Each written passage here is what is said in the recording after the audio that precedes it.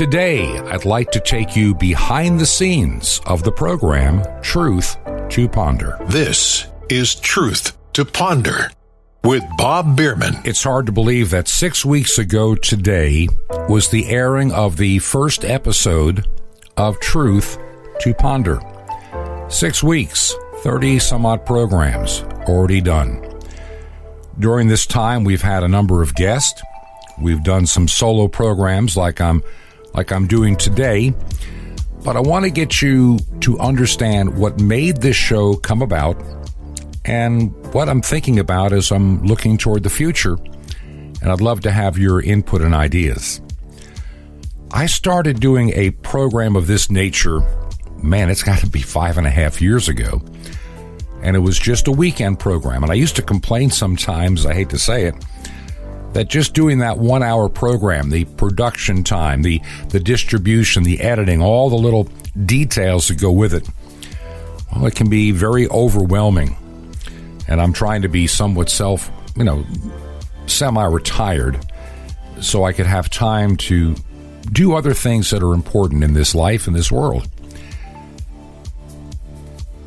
The events of this year is what triggered the idea of a program like Truth to Ponder. I'm one of those that recognizes that podcasting is a growing medium among many people. I am surprised at the wide ranges of age that you find people that listen to podcasts. Podcasting is not limited to a younger generation, as some people sometimes assume. I'm finding people that are my age, some a little bit older. I'm finding some that are my age and older that are listening to podcasts more than they do their regular radio. We have a wonderful amount of technology, and I know that some of this technology can be at risk in difficult times. And I'll get to that in just a moment. But for now, our world, whether we want to agree or not, is using the internet pipeline for so much of our lives, our business, our transactions, our communications.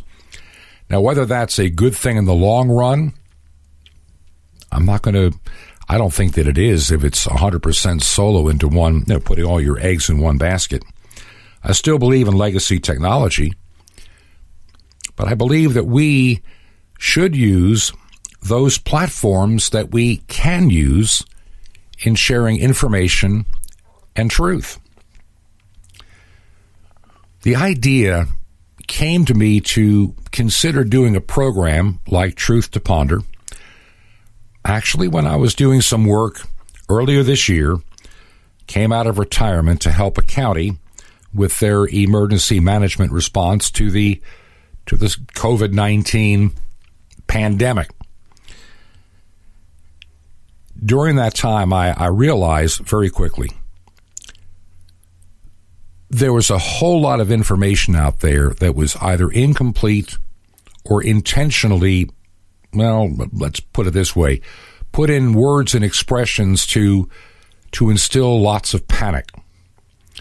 A lot of the information that was getting out there that I could see, and remember, I'm seeing more information than most people do, and even a lot of reporters will ever find. And the narrative the people and the public are getting is not always accurate. Let's go back to the beginning of the pandemic. Like I say, these are the things that got me thinking about doing such a program. We were told, because of a faulty model, that millions of people were going to die in the United States. Well, that never happened. At the time of this recording, we're about 210,000, something like that, in a country of 331 million people. And out of the deaths, even the CDC admits that 94% of them had comorbidities, meaning not just being overweight. That's a risk factor. There's a difference between a comorbidity and a risk factor. A comorbidity all by itself can kill you, We're talking severe heart disease. We're talking cancer. We're talking something more than just being a little overweight or perhaps being a little bit older. Wasn't that long ago I shared with you some numbers on what the fatality rate is based upon age groupings. And, we have all these people so afraid of our children dying if they go back to school, when the reality is that the survival rate for those under 20 is basically 99.9997%. And it may actually even be better than that. That's our guesstimate. Which means the survival rate for those under 20, and I saw a lot of the media get really bent out of shape not long ago. The survival rate for those under 20 is much higher than it is for the same group if they have the flu. Let me make that clear. For those under 20, the flu every year is vastly more deadly than COVID-19. And the same pretty well holds true to people literally up to 49 years of age. It's about the same. It increases slightly for those in my age bracket, basically in their mid-60s to early 70s, but not by much. And it goes up to about 95% survival rate now for those over 74. Amazing. People that have been 102 years of age have survived this because they didn't have any comorbidities. And we're not talking risk. So a lot of the information that gets out there is hyped up in such a way to keep us in fear. The world is going to die. The world is going to be infected. The world, and the United States. And I have to wonder how much of this pandemic has been misused for political and nefarious purposes. One of the things that and we'll get into the pandemic stuff in a few minutes, just a couple of things that I kind of ran across that just caught my attention. These are just easy. You can look them up yourself. You can find it. The little bit of information I'm going to pass along. I will tell you up front that COVID-19, like any virus, has its potential to be dangerous to some people. And getting sick, whether it's the common cold, whether it's the flu, who wants to be sick anyway? I get it. I realized when I did my work, I got called in February, went to work in March and April, and I decided in May, first week of May, that the numbers we were being told were not legit. And I just felt bad that we prepped for everything to be huge numbers that were just not happening. So I decided to tell them, I need to just kind of walk away from this. You don't have to pay me anymore because there's nothing I can do to help you in what you're trying to do. I did the work that I could, and we were ready for these big numbers and never came. But all summer long, the media just hypes COVID-19, COVID-19, COVID-19, wear a mask, don't wear a mask, don't wear a mask, wear a mask, social distance, 6 feet apart, plastic shields on our faces. Things we've never done before. And the death rate keeps climbing until we find out that really only 6% actually died of the virus. That knocks that number down quite a bit. I've had family members and friends that have had this virus. They've all survived. Did they enjoy having it? Of course not.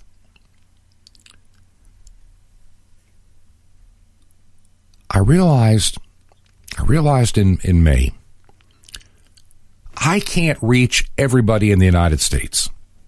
And other people that do some of the same things that I'm doing can only reach so many people.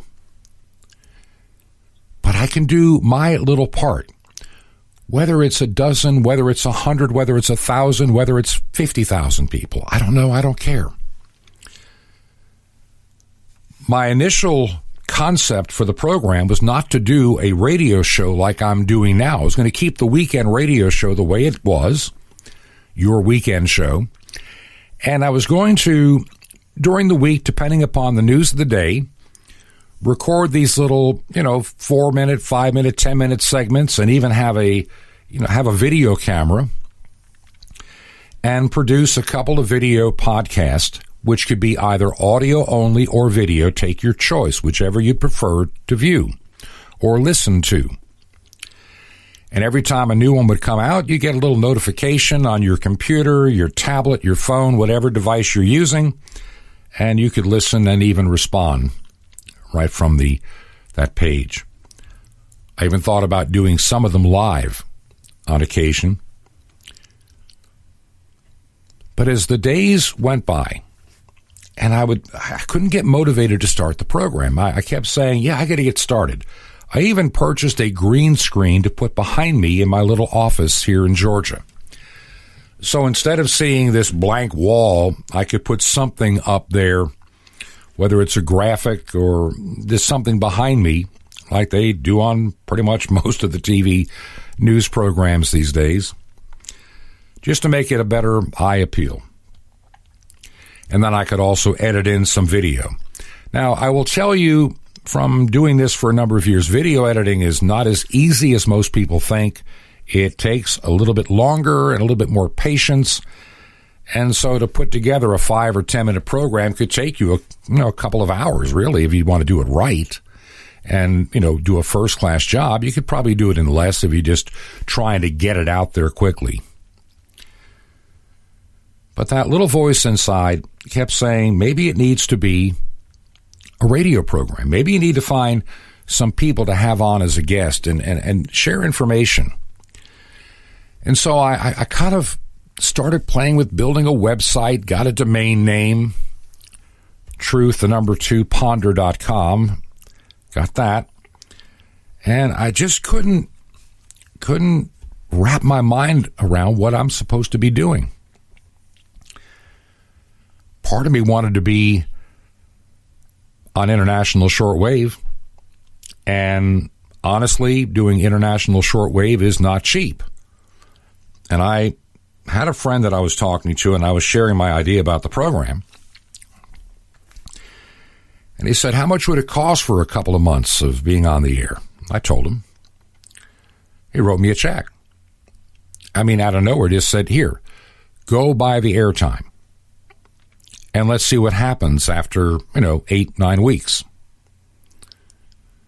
So I made the decision. I was going to start a little bit earlier, but I made the decision because of some travel and other things going on in our life that August 31st, Monday the 31st, that's 6 weeks ago, would be the perfect day to launch this program and take us through September, October, and into November and see what happens.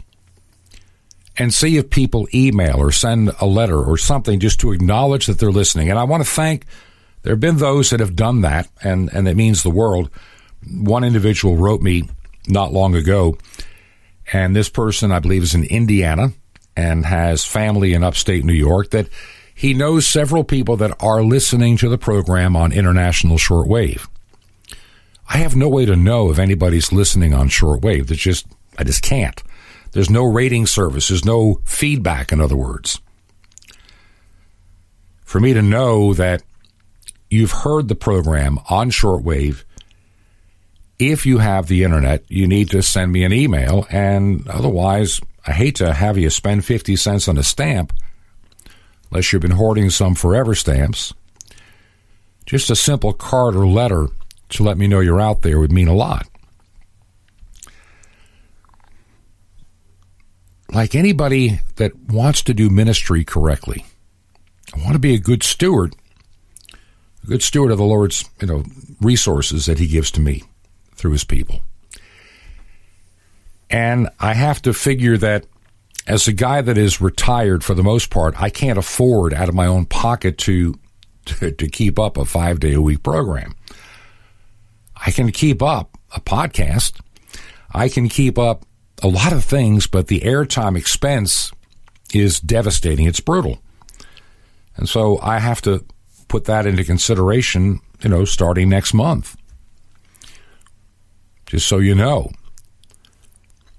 It will come down to deciding whether this is a worthwhile medium. I think that it is. Honestly, what I think really needs to happen, it's not so much that I'm on this frequency at a certain time, 5 days a week, and the other one maybe a couple of days a week.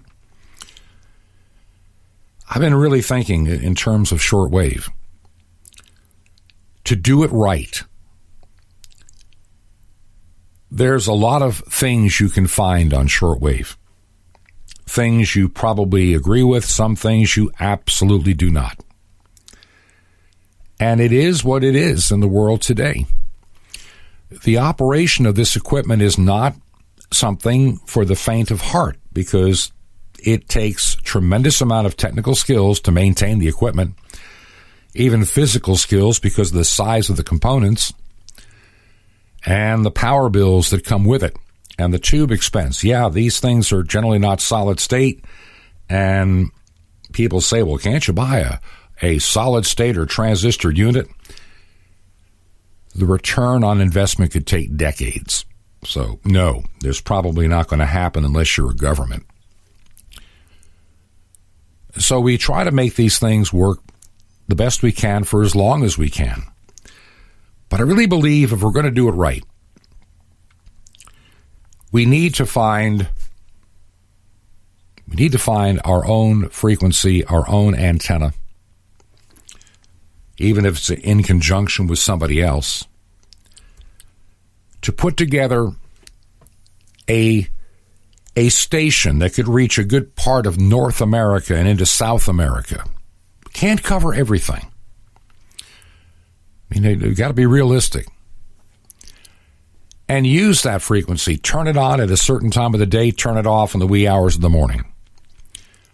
And have nothing but back-to-back quality programming that's all in agreement, right down to any music that is played between programs.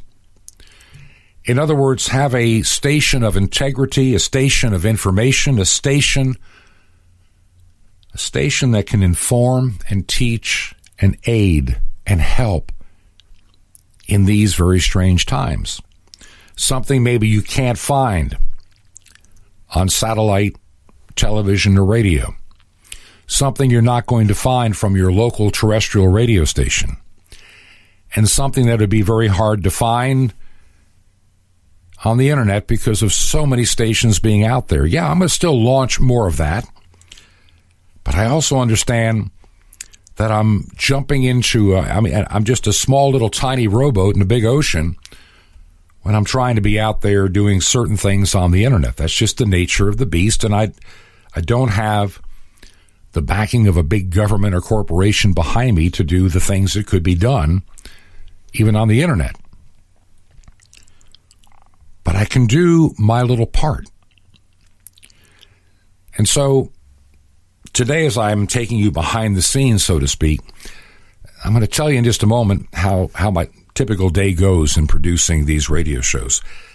The schedule is kind of weird because of where some of the shows go and on what days. This week, for example, I will be away from my home in Georgia Wednesday, Thursday, and Friday. I'm going to be at a conference up in Virginia, getting back early Friday evening, after 6, when my flight arrives back home, where I'm flying out of Greenville, South Carolina, because it's the closest and easiest to access airport for me. And a lot of things will be determined there as well, going forward in the things that I'm doing in my life. For me, this period of time, the remainder of the year, 2020, is to make some hard decisions on the things that I can and cannot do, the things that I'm equipped to help with. And I'm one of those kind of people. My wife says sometimes you take on way too much for just one person. She's probably right. I have a heart that I want to help people out with their their projects. I mean, there's a radio station in South Carolina that I've been just desperately trying to help.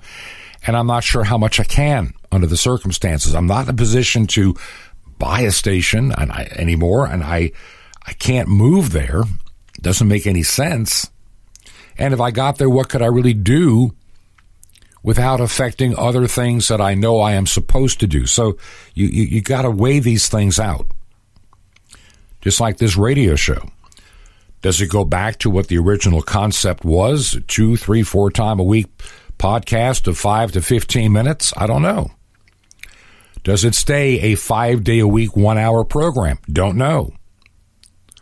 Does it stay on shortwave? Well, that'll probably take care of itself when the time comes that I can't afford to buy the time, so I guess that's one thing I'll have to deal with when the time comes.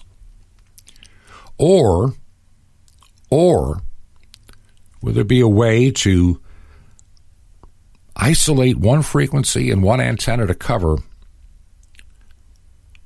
the areas that have to be covered, where a program like this can be on 1 or 2 times, maybe 3 times over a 12-hour period as it reaches around the nation. But not just me, but other voices that need to be on the radio as well. And as we pool our resources, maybe we can make it happen. There could be more than just my voice on a frequency. It could be others that can add to what I'm doing and be better at teaching certain things than I ever could. That's what I'm debating right now. This is part of my prayer life. Where do we go from here? The responses I get, especially in letters, and I've had several people that have been kind enough to write letters. One person, remember me from back on radio years ago, but listens now as a podcast every day.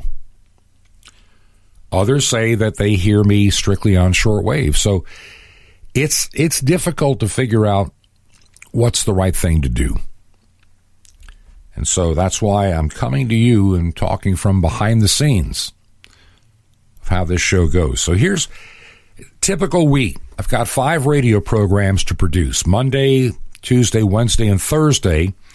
And the Friday program also doubles as your weekend show because it goes to a few other locations that Truth to Ponder does not. Now, it makes for an interesting day because, see, the Friday show's got to be done before Wednesday afternoon because of the time it takes to get it distributed overseas. So I've got to deal with basically Monday's program is sometimes started on Friday, and then Tuesday's program is started on Monday and finished with the Monday show. Then I spend Tuesday actually recording the weekend show to get it out by Wednesday. So I'm the guy that I do the editing, I do the interviews, the research, the distribution, the bookkeeping, everything. It's a one-man show. I mean, I've worked for ministries where there are people you have doing research, and you have other people doing distribution, and other people doing, what they call development, in other words, raising the funds to keep it going. I don't have any of those luxuries. It's just me and my wife and my 2 little dogs up here. But I'm trying to be obedient in sharing important information with you each and every day. That's why I do this program. I just feel the need to do it. Sometimes, some days I can get the show done in a couple of hours, maybe 3. Sometimes it takes half or more of the day. And then other things that I've promised to do get dropped by the wayside. I have debated since the beginning of this program. I'm looking, and I've been spending a little bit to help others to get involved. Maybe it should be more than just me. I mean, I've had some great guests by phone. Maybe I need to get them the equipment so we can produce together a radio show, a team effort. Several of us that can talk and put this together. Others that can do their part of the research to give you more information. There's only so much that I can do, but I'm willing to do it if you think it's worth the effort. And if the resources are there to make sure it can happen and stay self-sustaining, sure, I'll keep doing it. For as long as God gives me voice and health to do it, yeah, I'll do it. This Friday I turned 66, turned 65 last year. You know, the big deal. I'm finally on Medicare, or whatever. Would sure beat Obamacare by a long shot.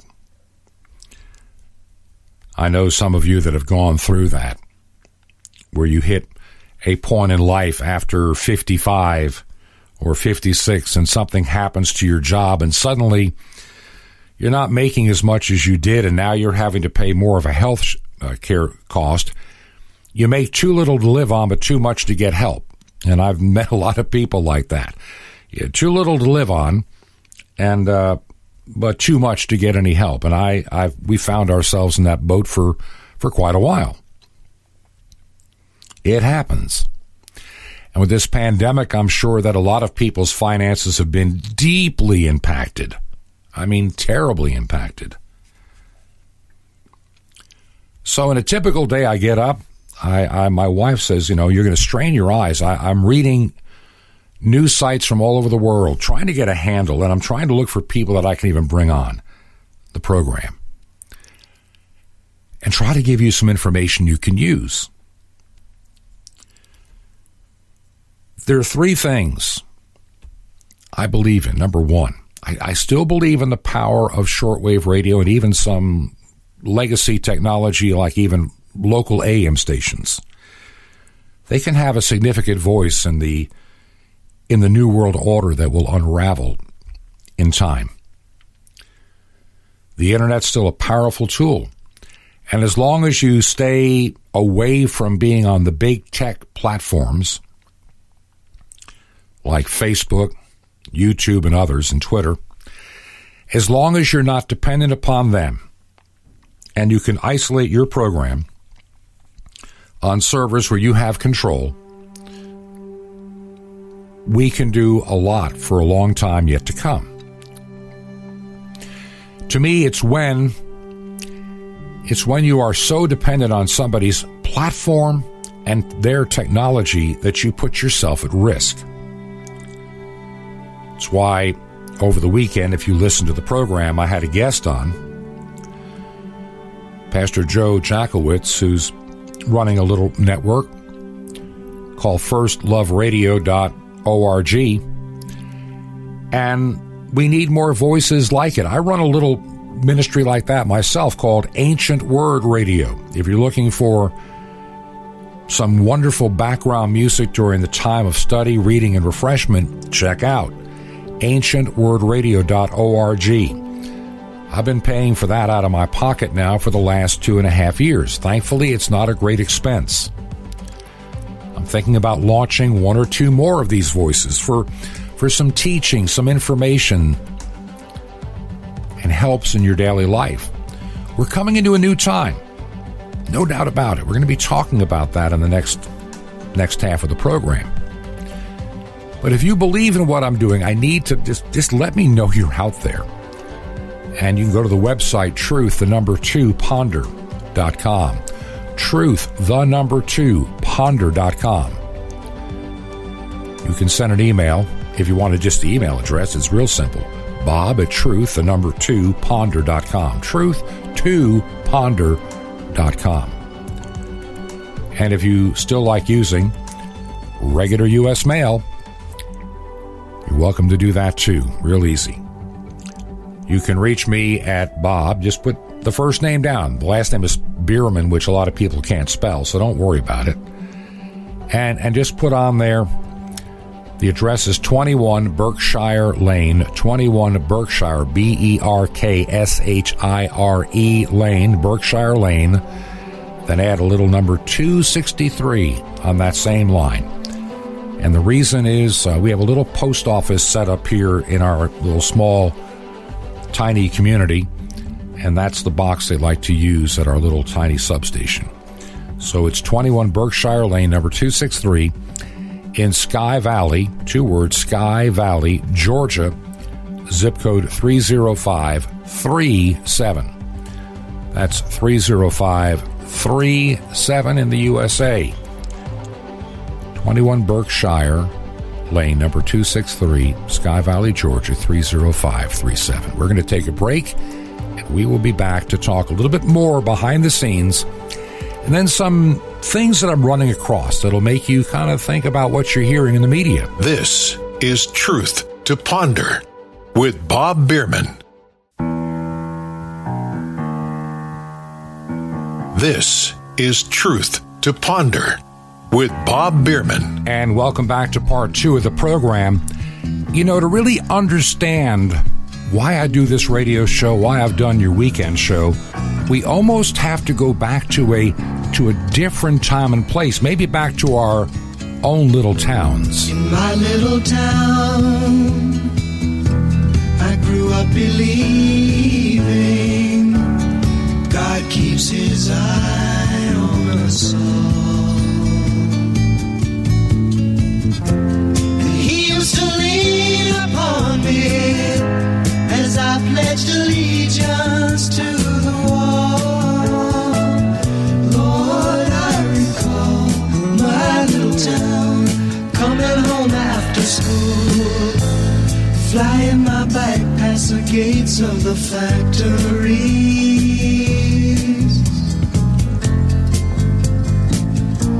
My mom doing the laundry, hanging out shirts in the dirty breeze. And after it rains, there's a rainbow, and all of the colors are black. It's not that the colors aren't there, it's just imagination they lack. Everything's the same back in my little town, my little town.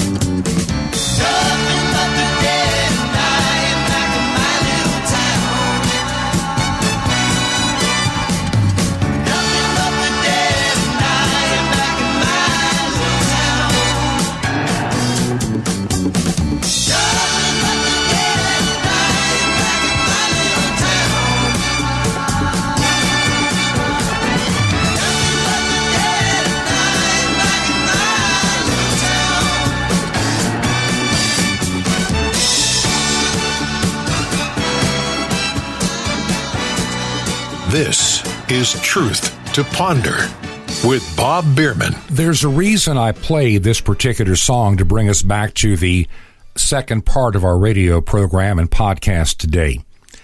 Simon and Garfunkel, My Little Town. I remember the song well when it came out and what was going on at that time in the United States. A lot of change was beginning to happen under the surface. I don't care what anybody says. The United States, in spite of its imperfections and the things it has done wrong, is still one of the most blessed nations on the face of the earth to this day, in spite of what some protesters would try to tell you about this country. A lot of things happened in the 20th century that as you look back now with 20/20 vision, you can truly see how the United States had an impact on the world. This nation carved out of a wilderness discovered, 400 or 500 years ago, 1492, and in time this new world was discovered, inhabited and grown. But I remember those times. I was born, I'm one of the baby boom generation. I'll be 66 on Friday. And I can remember what life was like. I was born, actually, technically in New York City, in Brooklyn. But all of my growing up memories begin in a little town in Long Island. Today it's a very crowded little town and a very expensive little town, but it was a little town in the way that it presented itself to the people growing up. And I lived there until we moved to a smaller town in upstate New York. My dad always thought it'd be a better place to get us kids off Long Island. In spite of the fact we were going to a decent parochial school, he just felt it would be better for the family to live in a town that doesn't have traffic jams, expressways, and a lot of cursing neighbors, which tends to happen in those kind of stressful environments. So we moved to a small town in upstate New York, not far from Lake Ontario, somewhat east of Rochester. And there I did live for the next 5 years, finishing up 8th grade and then high school, in a little picture postcard community. Had a community center. Had some industry and some farming around it. You never worried about locking your doors. Everybody knew everybody.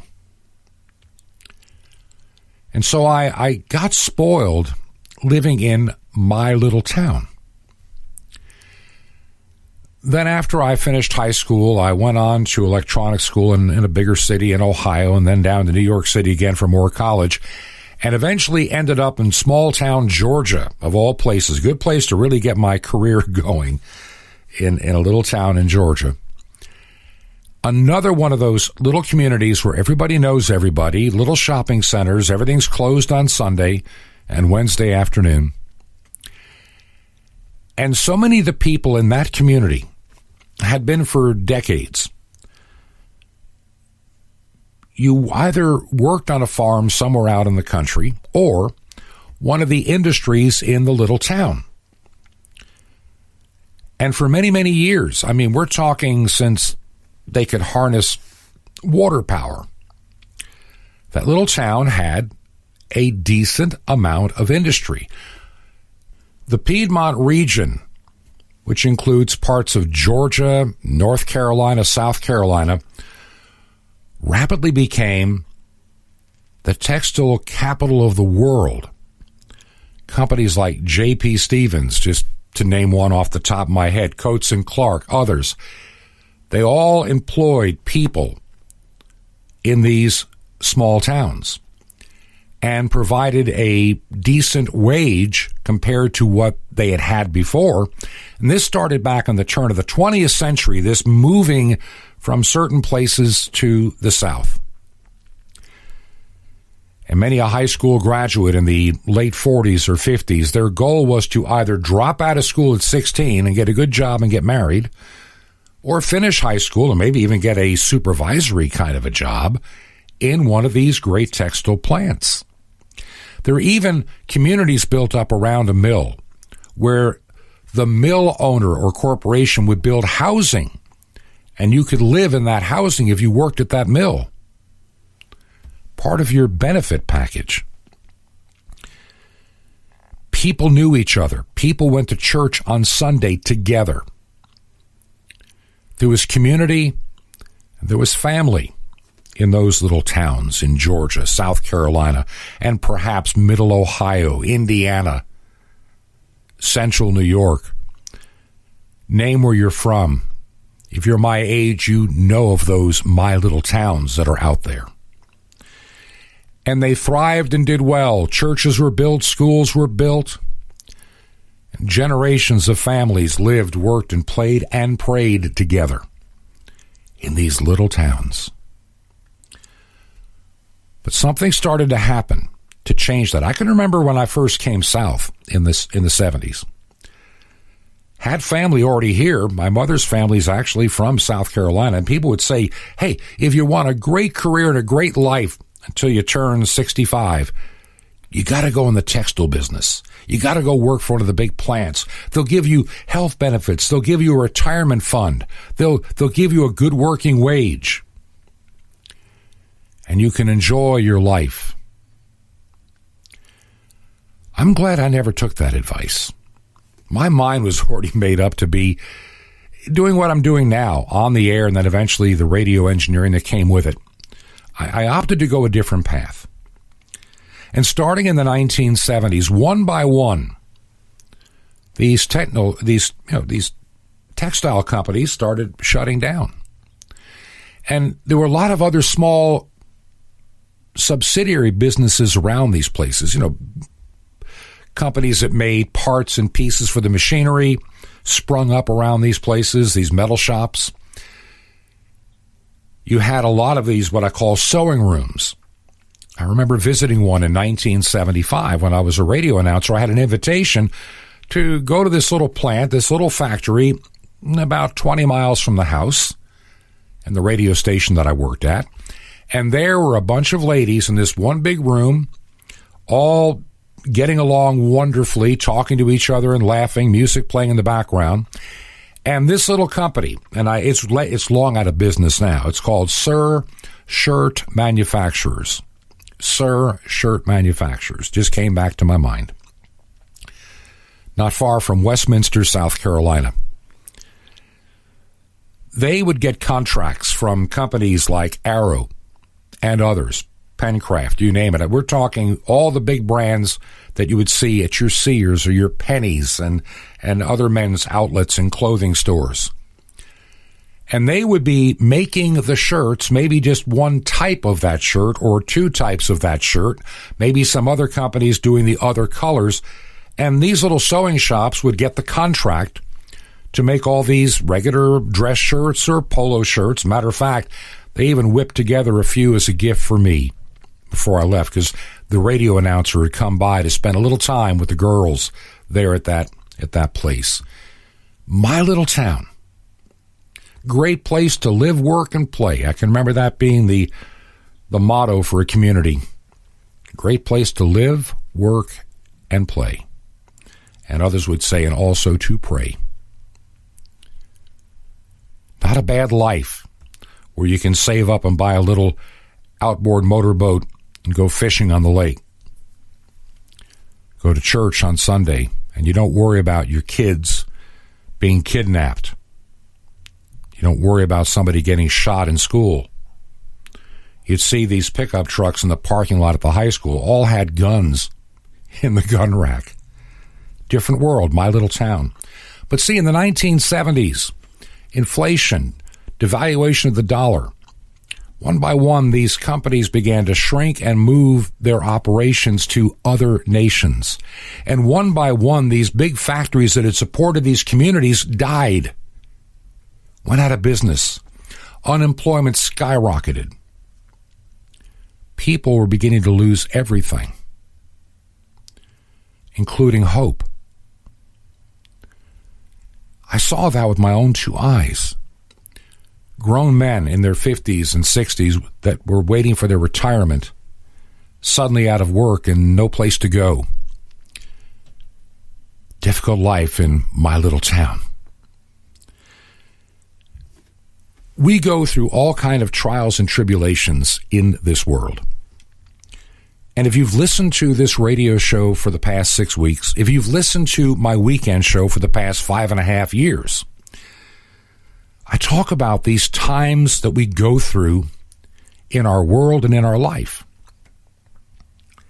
I think we oftentimes forget. There's no guarantees. There just is not a guarantee for security and happiness in this life. We look at the world today, And some people may rightfully think that this could be the Great Tribulation. Maybe it is. I'm not going to say that it is. I never would. I don't know. I've used the analogy. If you lived in Poland in 1939, you would have thought it is the Great Tribulation when the Blitzkrieg hit. If you lived in Crimea during World War I, you would have thought this is the Great Tribulation. If you lived in a lot of places over the past 200 years, 300 years, Europe in 13 whatever, when they had the plague, and over a third of the people died, you would have said, Lord, is this the Great Tribulation? Are these the bowls of wrath being poured upon the earth? For those that lived in these my little towns back in the 70s, for some, they thought this is the beginning of the end. Life as they knew it was going to be over and disappear literally forever. Today we are in a time that I think it is unique, even compared to the First and Second World War. Since before the First World War, since the time of the Roman Empire, there's always been this desire for a one-world government. There have always been those that want that kind of power over other people's lives. They believe they're entitled. They believe that they are the elite. They believe that everybody else is there to serve their financial interest. We are being teed up. I'll use that term, a good golfing term. Not that I play golf, but it's a great term. We're being teed up for something. Over the course of the last several months, I've talked often about the politics of a pandemic. I'm not a pandemic denier, don't get me wrong. This coronavirus, SARS-CoV-2, can be deadly to some people. But the most deadly aspect of this virus is the fear that it puts into the hearts of people. The fear is more deadly than the virus itself. Let me say that again. I want you to make sure you did not misunderstand me. The fear of this virus is more deadly than the virus itself. The numbers prove it.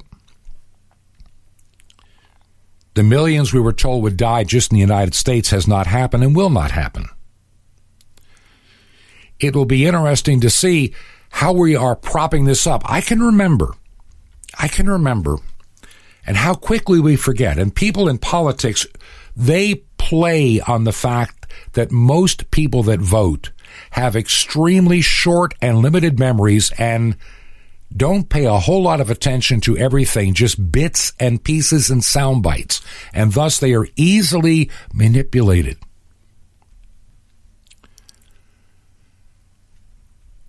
The goalposts have been moved so many times that I'm surprised they're still intact.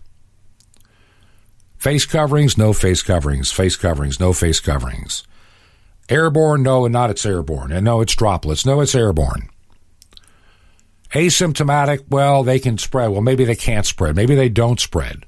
Maybe the tests are giving many false positives. You know, all the goalposts keep changing on this. But if you notice something, and I did early on, and it just hit me one morning, I go back to March, April, and May, and even to the beginning of June. And in my feed, in some of the news stuff that I look at, it was always a daily number of new infections and new people dying. Every day.